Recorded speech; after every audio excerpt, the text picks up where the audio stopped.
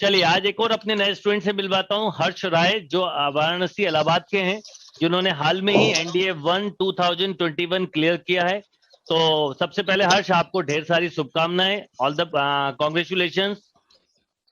Thank you sir, thank you so much. तो हर्ष, आप सबसे पहले देखिए, जब भी कोई बच्चा एनडीए देता है तो एनडीए में बहुत अलग लेवल का कंपटीशन होता है। नंबर 1, रिटर्न निकालना ही अपने आप में एक चैलेंज होता है, और फिर एसएसबी उससे बड़ा चैलेंज होता है। तो आपने पहली स्टेज को तो पार कर लिया, और पूरी उम्मीद है कि आप दूसरी स्टेज को भी पार करेंगे। पर पहली स्टेज जो आपने रिटर्न निकाली, उसके लिए मैं आपसे जानना चाहूंगा, या आप बताएं बच्चों को, कि आपने किस ढंग से प्रिपरेशन की थी, क्या आपका रूटीन था, और आपके मैथ्स और जीएटी में क्या मार्क्स थे। सर मैंने क्लास 12 के बाद 1 साल का ड्रॉप लिया, और ड्रॉप लेने के बाद सर मैंने आपके यूट्यूब पे क्लासेस देखे। मैंने 12th में ही आपके क्लासेस देखना स्टार्ट कर दिए थे मैथ का। उससे मुझे पता चल गया था कि सर मैथ के क्वेश्चन को कैसे अटेंड करना है, मतलब ऐसे। तो फिर मैंने आपके क्लासेस ज्वाइन किए सर, इम्पेटस गुरुकुल पे।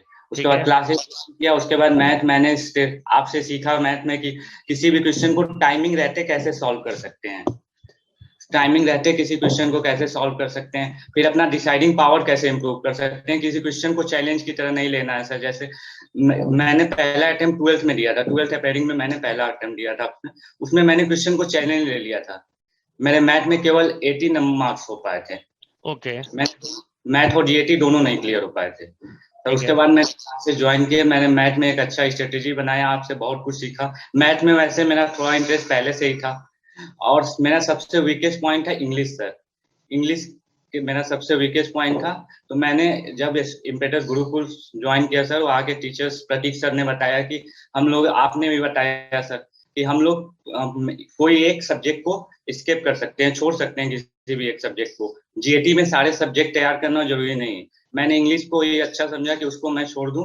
मैंने अपना ज्यादा फोकस साइंस और जीएस पे फोकस ज्यादा किया। ओके।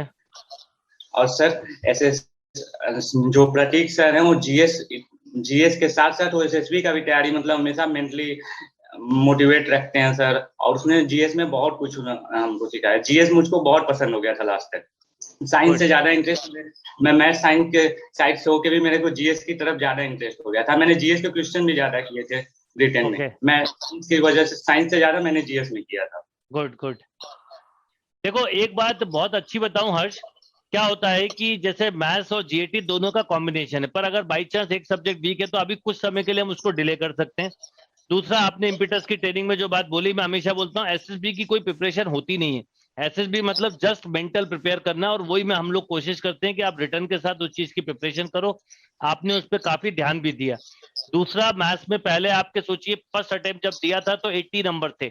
रीजन ये नहीं था कि मैथ्स वीक थी, रीजन ये था कि आप क्वेश्चन को चैलेंज ले रहे हो, टाइम ज्यादा ले रहे हो। आपने वो जो टेक्निक डेवलप की, देखो उसका फायदा ये हुआ कि आपने सीधे सीधे 180 के आसपास अपना स्कोर लगभग मैथ्स में करा, और लगभग आपका कितना जीएटी में कितना स्कोर था, 208 के करीब, है ना? 225 सर। 225।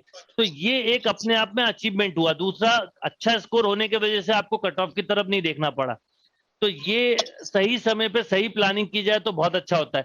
अच्छा, एक चीज मैं पूछना चाहूंगा कि आपने एनडीए के लिए सबसे पहले कब सोचा था, कौन सी क्लास में थे जब आपने सोचा था कि आपको डिफेंस में जाना है?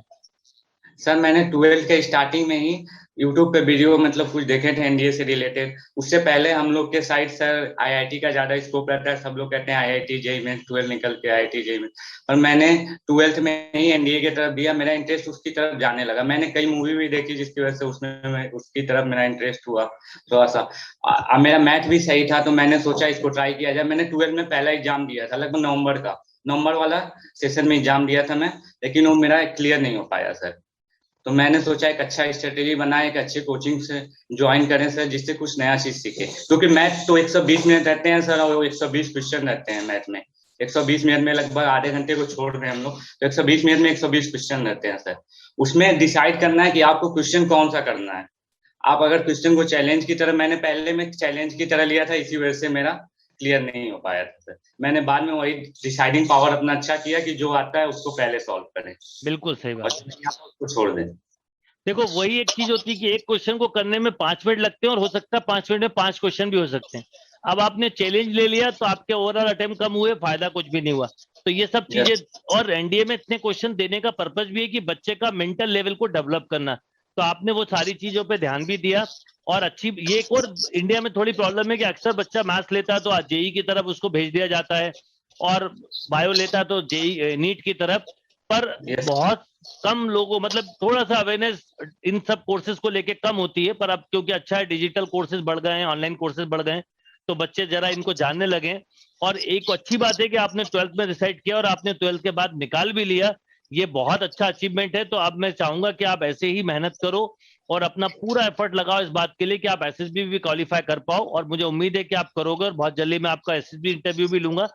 अच्छा हर्ष, मैं चाहूंगा कि आप अपने जूनियर्स को क्या मैसेज देना चाहोगे? सर मैं यही मैसेज देना चाहूंगा कि सर अपने मतलब आप जो सब्जेक्ट आपका स्ट्रॉन्ग पॉइंट है, जैसे मेरा फिजिक्स केमिस्ट्री और बायोलॉजी था, मतलब थोड़ा सा अच्छा था मेरा जीएस में, और मैंने उसी की तरफ ध्यान दिया। और जब प्रतीक सर से मैंने जीएस स्टार्ट किया तो उसमें भी मुझको इंटरेस्ट आने लगा, बहुत ज्यादा इंटरेस्ट आने लगा। मैंने जीएस बहुत अच्छा किया था इस वजह से। तो जो अपना स्ट्रॉन्ग पॉइंट है उसको ले। सर मैंने इंग्लिश छोड़ दिया क्योंकि मेरे से इंग्लिश हो नहीं पा रहा था। 50 क्वेश्चंस में से मैंने इंग्लिश के मुश्किल से 5 या 10 क्वेश्चन केवल किए थे रिटन एग्जामिनेशन। ओके सर इसकी वजह से जो अपना स्ट्रॉन्गेस्ट पॉइंट है उसको लेके चले। मैथ में भी आप कुछ चैप्टर जो लाइक नहीं होता है या फिर जो जिसमें इंटरेस्ट नहीं है उसको छोड़ सकते हैं, जैसे स्किप कर सकते हैं। ऐसे मैथ में मेरा सबसे वीक था इस मतलब 3D को मैं ज्यादा मतलब इंटरेस्ट नहीं था मेरा। 3D में टाइमिंग भी ज्यादा लगती थी, इसलिए मैंने 3D पे उतना ध्यान नहीं दिया लास्ट टाइम में। और एक स्टैटिस्टिक, ये 2 चैप्टर मैंने ज्यादातर मतलब स्किप कर दिया उसको, और जितने पोर्शन थे मैंने उसको अच्छे से तैयार किया, और मैथ में मैं एक अच्छा स्कोर पास। Very good.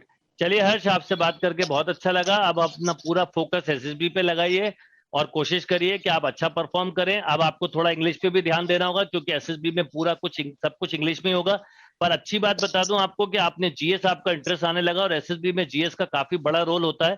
तो all the best once again, अच्छी प्रिपरेशन करो और फिर से हम एक बार मिलेंगे इंटरव्यू के साथ।